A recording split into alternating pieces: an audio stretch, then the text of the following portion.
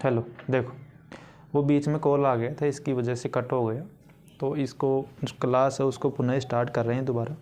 अपन पढ़ रहे थे कि 2.1 पढ़ रहे थे अपन, और पहला क्वेश्चन कर रहे थे कि इसके शून्य को बताइए। ये ग्राफ दे रखे हैं और हमें शून्य पूछ रखा था, तो शून्य कैसे निकालेंगे ऐसे क्वेश्चनों में जो ग्राफ दिया हुआ उसमें शून्य कैसे निकालेंगे कि एक्स एक्स को ये रेखा हो चाहे कर्व लाइन हो टेढ़ी मेढ़ी, जितनी बार एक्स एक्स को काटेगी उतनी उसके शून्य होंगे। अब जैसे ये इसमें सीधी रेखा दे रखी है, तो ये तो होता है वाई एक्स और ये होता है एक्स एक्स, तो ये जो रेखा है ये एक्स एक्स को नहीं काट रही, वाई एक्स को काट रही है, तो इसका शून्य कितना हो जाएगा? 0। इसी प्रकार जो दूसरा ग्राफ है ये एक्स एक्स को एक बार काट रहे हैं, तो इसका शून्य कितना हो जाएगा? 1 हो जाएगा।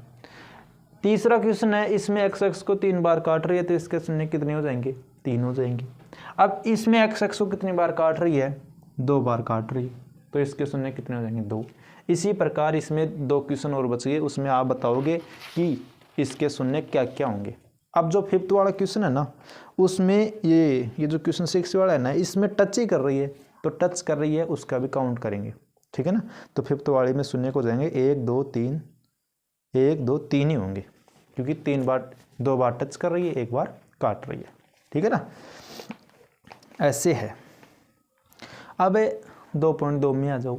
2.2 में क्या है?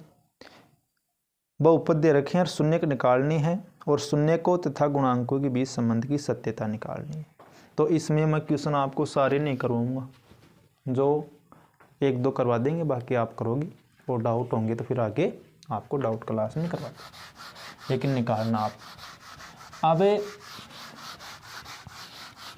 आप बताओ कैसे करेंगे इसको।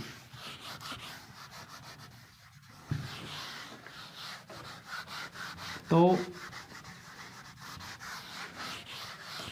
ये जो क्वेश्चन है वो क्या दे रखा है हमें? x² - 2x - 8 ये दे रखा है, x² - 2x - 8 ये बहुपद दे रखा है।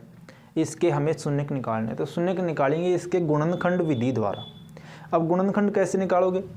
देखो ये बीच वाला पद है, तो जोड़े या घटाएं तब तो आना चाहिए -2x, और गुणा करें तब आना चाहिए, बीच वाले में तो प्लस माइनस का लिख दिया, अब इन दोनों गुणा करके लिखेंगे, तो गुणा करें तब कितना आना चाहिए? -8x² आना चाहिए। अब मुझे ऐसे बताओ कि इस 2x को ऐसे क्या लिखें जिससे अपन जोड़े या घटाएं तब तो -2x आ जाए, और गुणा करें तब -8 आ जाए। तो मैं इसको ऐसा लिख दूं तो कोई दिक्कत नहीं है क्या? -4x + 2x और -8, क्योंकि -4 + 2 -2 हो जाएगा, 4 दूनी हो जाएंगे 8, ठीक है। अब ये अपने पास ये है, इसको मैं ऐसे लिख देता हूँ x² को, x गुणा x, ये 4x है, ये 2x है, और 8 को लिख देता हूँ मैं 4 गुणा 2, ठीक है। अब यहाँ से x कॉमन ले लो और यहाँ से 2 कॉमन ले लो, तो x कॉमन लोगे ना तो यहाँ बच गया x - 4, और यहाँ से 2 कॉमन लोगे तो यहाँ भी क्या बचेगा? x - 4 ही बचेगा। अब ये दोनों कोष्टक बराबर हैं, सेम है, तो उनको एक साथ लिख लो, और इन दोनों को भी लिख लो एक साथ, x + 2। अब हमें क्या निकालना है? शून्य निकालना है हमें, तो शून्य निकालोगे तो इसको 0 के बराबर रख दो, तो 0 के बराबर रखेंगे तो x - 4 = 0 और x + 2 = 0। 4 का जब पक्षांतरण करेंगे तो +4 हो जाएगा, और 2 का पक्षांतरण करेंगे तो -2 हो जाएगा। तो इसके शून्य क्या हो गए? 4 और -2 हो गए। अब संबंध की सत्यता की जांच भी करनी है कि संबंध की सत्यता सही है या नहीं। तो नीचे लिखोगे संबंध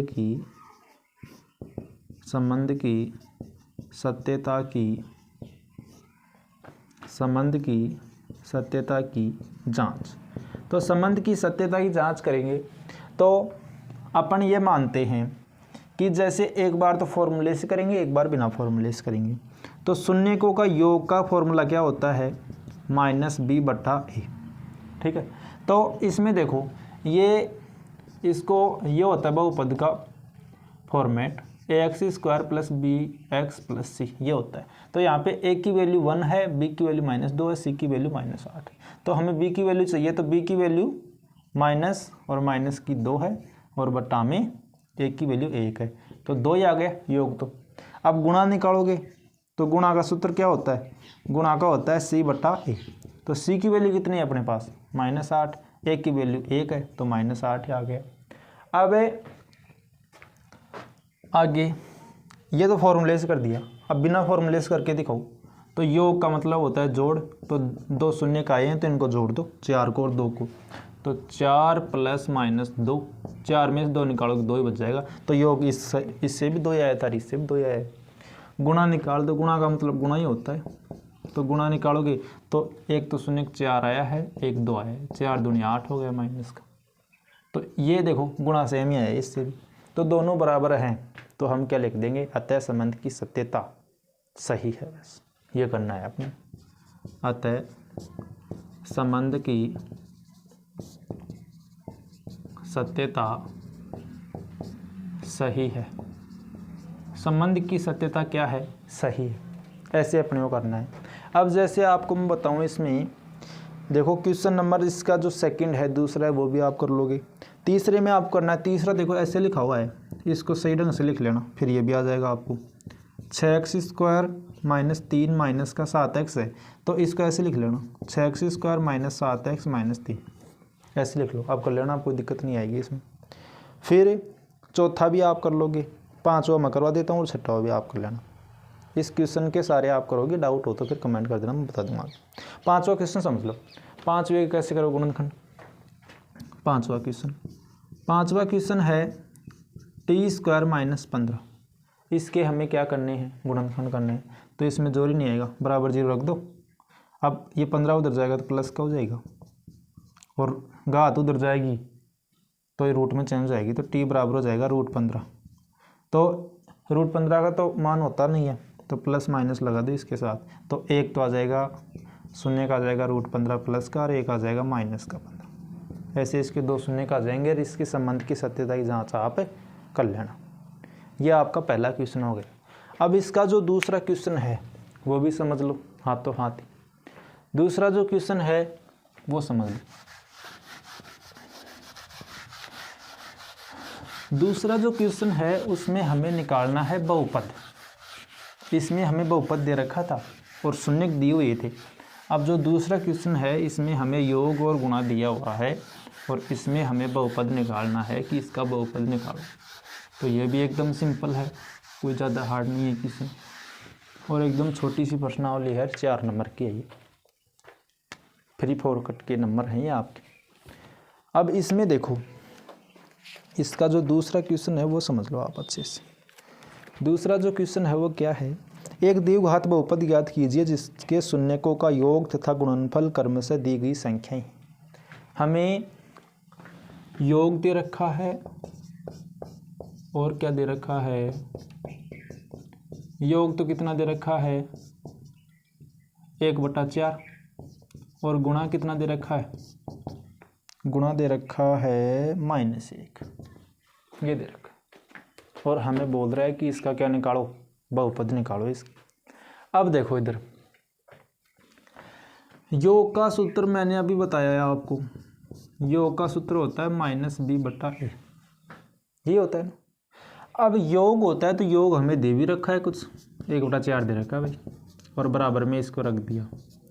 अब b के बराबर में क्या है, 1 है, लेकिन ये माइनस इधर आएगा तो माइनस का 1 हो जाएगा, और a के बराबर में क्या आ जाएगा, 4 आ जाएगा। ठीक है। अब ये तो हो गया अपने पास में योग का काम। गुणा क्या है, गुणा है c/a, और गुणा हमें दे भी रखा है -1 c/a। अब इसके नीचे 1 मान लो। अब यहाँ c के बराबर में दे रखा है -1 और a के बराबर में दे रखा है 4, सॉरी 1 ही दे रखा है, 1 के बराबर में। अब इसमें मेन प्रॉब्लम जो आ रही है वो क्या आ रही है कि 1 का जो मान है ना वो बराबर आना चाहिए, दोनों योग में बराबर आना चाहिए और गुणा में भी। अब इसमें क्या हो रहा है कि योग में तो आ रहा है 4 और इसमें गुणा में आ रहा है 1, तो 4 बनाना है कैसे न कैसे करके। तो मैं ऐसे कर दूं क्या, इसको 4 बना दूँ तो 4/4 भी -1 ही होता है। -1 को मैंने लिख दिया 4/4।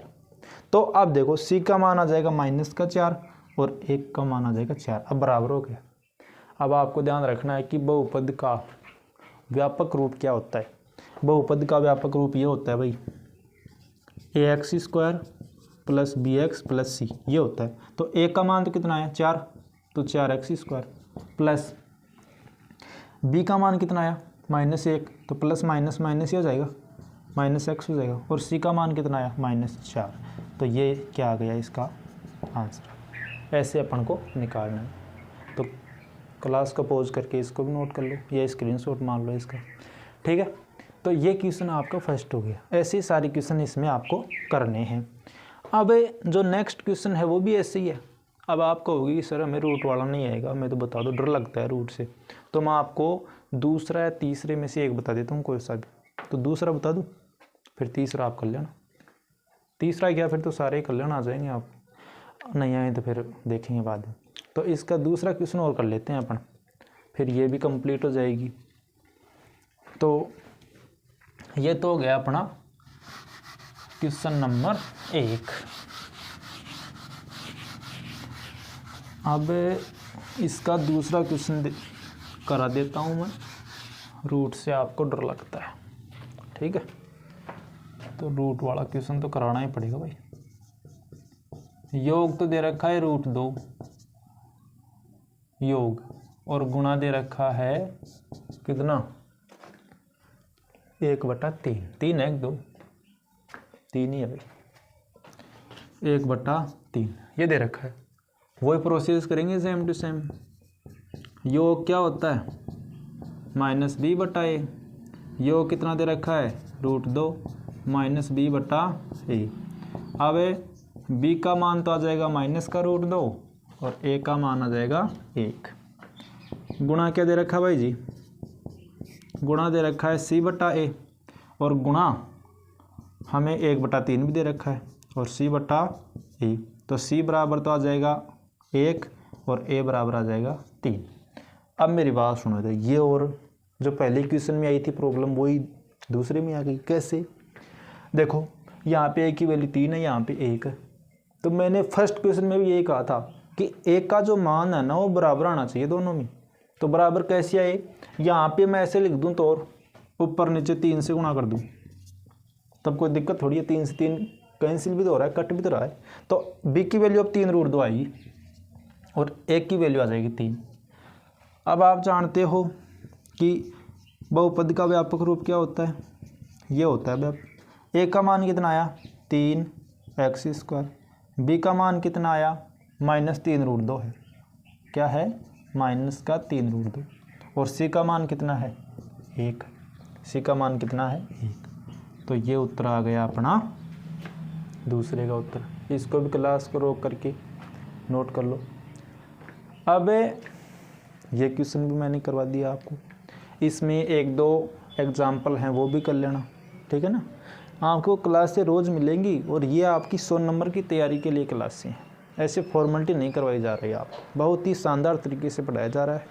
यदि आप डेली क्लास लेते हैं, ध्यान लगाइए, सुनते हैं, समझते हैं, फिर नोटबुक में होमवर्क करते हैं, तो सारा आपको बेनिफिट उसका मिलेगा।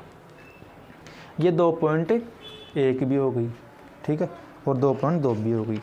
तो आज के लिए इतना ही। फिर नेक्स्ट क्लास में अपन पढ़ेंगे एक्सरसाइज 3, एक चर वाले रैखिक समीकरण युग्म। उसमें इम्पोर्टेंट क्वेश्चन यही है कि एक तो ग्राफ वाला क्वेश्चन, 4 नंबर में ग्राफ क्वेश्चन आता है, ठीक है, और विलोपन प्रतिस्थापन ये, और 1-2 क्वेश्चन और हैं, वो सभी प्रकार ही करवा देंगे, कंप्लीट करवा देंगे, चिंता मत करो आप, ठीक है ना। तो आपको क्लास अच्छी लगे तो लाइक सब्सक्राइब कीजिए और अपने दोस्तों को बताइए आगे से आगे, जिससे उनको भी फ़ायदा हो सके। आज के लिए इतना ही। Thank you very much.